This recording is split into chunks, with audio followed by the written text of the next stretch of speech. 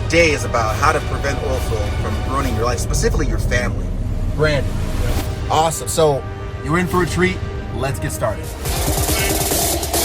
We make the streams louder.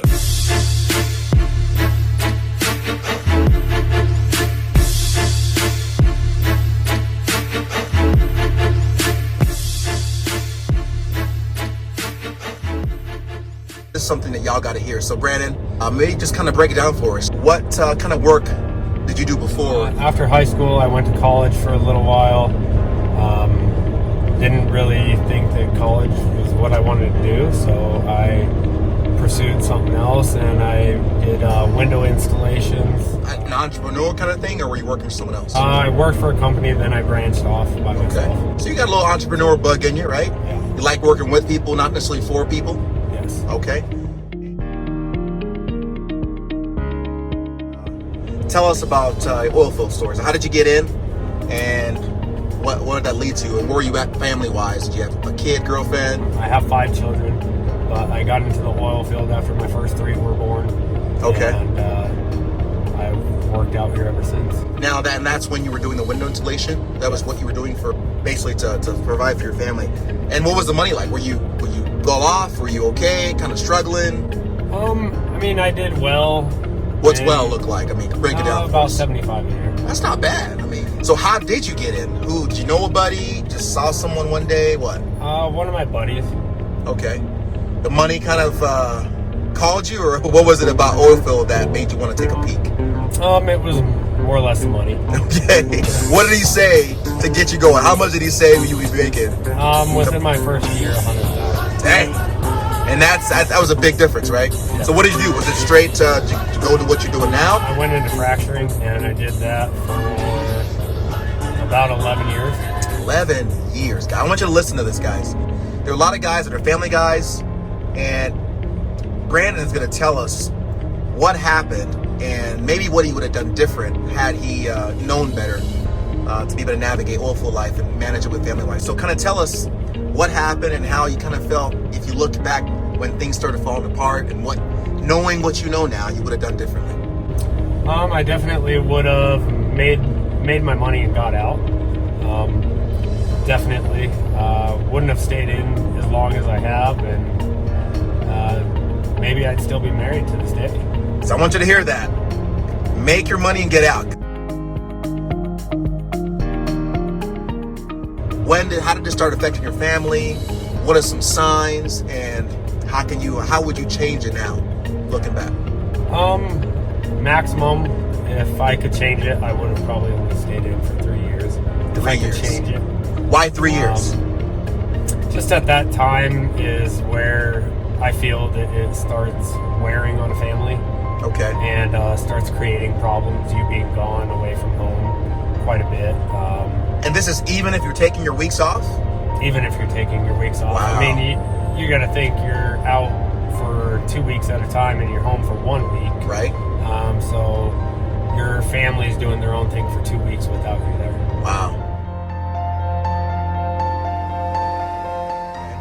So what do you do? So let's say you're a guy, you're in the oil field, man, the money is incredible, right? It's like drinking out of a fire hydrant.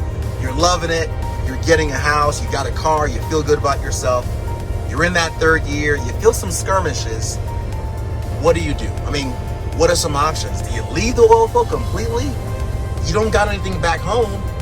Is that really the choice you have, or I guess the choice would be is either move your family closer to be with you, or get out. Now, hey, awesome advice.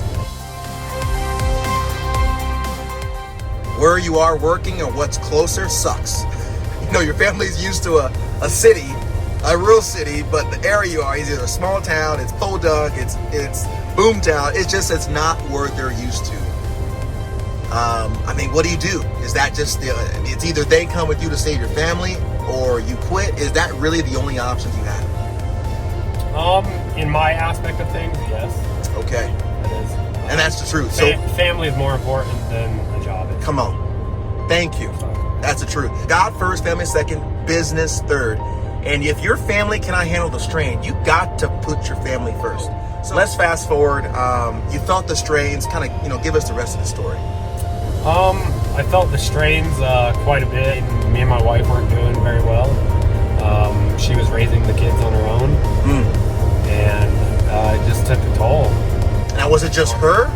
Or was it kind of you? Because the Oilfield does affect us, working out here. I mean, it affected me when I'd get home, I'd be my first day, just because I had been up for 36 hours before even getting any sleep, just to make it home.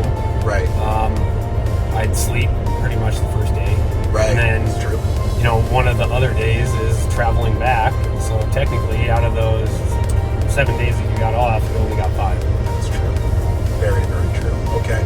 So it was both sides. It was both sides. And some folks listen to this, they have a great family, right? Not saying that your family's bad. This is not an indictment. He's just saying you have to have a pulse in your family. And when things are getting affected, you got to adjust, right? People are different. When you're running and you feel a little, pain in your chest, you got to adjust, right? Some people can run and they don't feel nothing, right? So just make sure you keep that pulse in your family. Is counseling. I mean, hey, you're only home for 5 days, let's be honest. Would counseling be an option if you're having trouble? Counseling, we tried counseling as well, but counseling just didn't do it. I just wasn't home enough. I want you to hear this. Sometimes you just gotta be home physically. Okay. Top 3 pieces of advice you would give someone coming out to become, let's just say something that you've done, fracking operator. Top 3 pieces of advice. Don't let people get under your skin. Tell us a little bit more. That's definitely a big one. People are going to test you all the time. Like, kind of like, macho, hey, I'm the man. Yeah, they're going to pissing contest kind of situation. Yeah. Okay.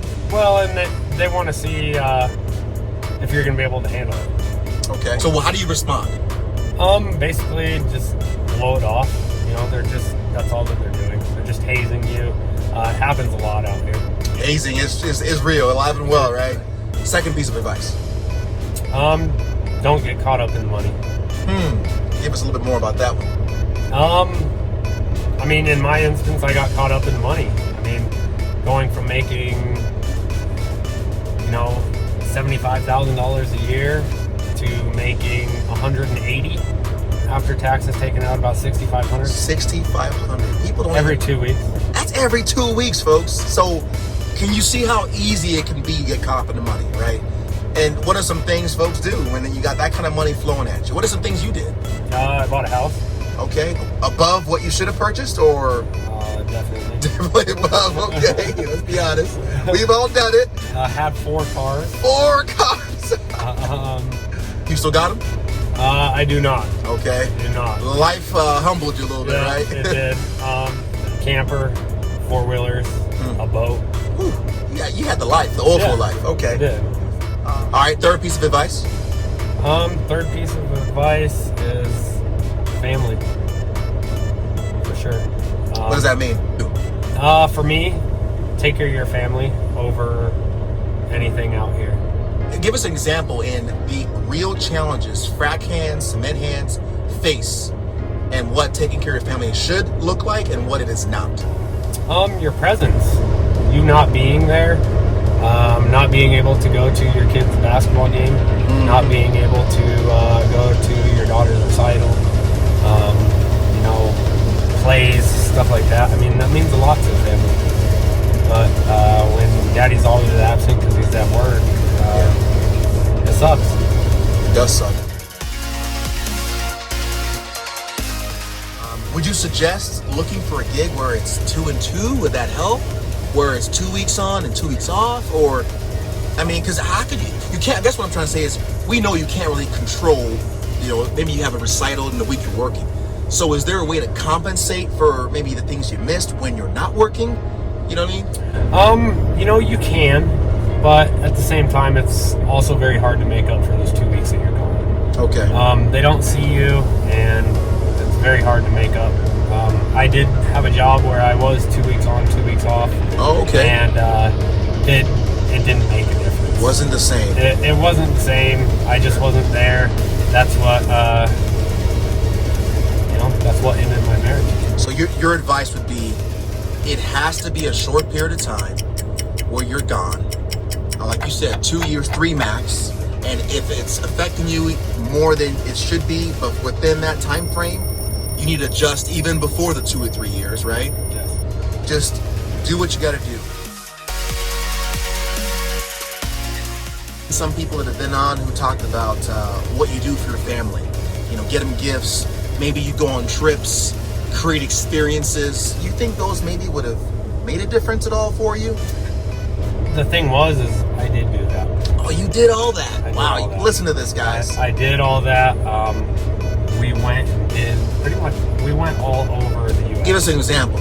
I mean, we went to New York. We went to California. We went to Texas. We've been all over the place. But it still wasn't enough. Wasn't enough time at home. And the family is so important, guys. Work will be there. It will be there. Just put the pulse on your family at all times, because you never know. And let's kind of skip gears in a second and talk about the hardest thing that you've ever experienced in the oil field. What is the hardest thing to you about the oil field? Time away from home. And in what way? Is it literally being away from your family? Being away from my children. Just your kids. Yeah. And there's no FaceTime. It doesn't compensate, right? No, it doesn't. Any last words about just what you wish you knew going in? You know, you mentioned your family. Anything else that you wish you knew going in? I definitely don't recommend it to be in it for a long time. And you've been, how long now? You said 13 years? Pretty close. And you've been the man. Thank you so much, guys. Hey, so if you have any questions for Brandon, make sure you drop them in the comments below. But hey, appreciate you guys. Magnificent signing out.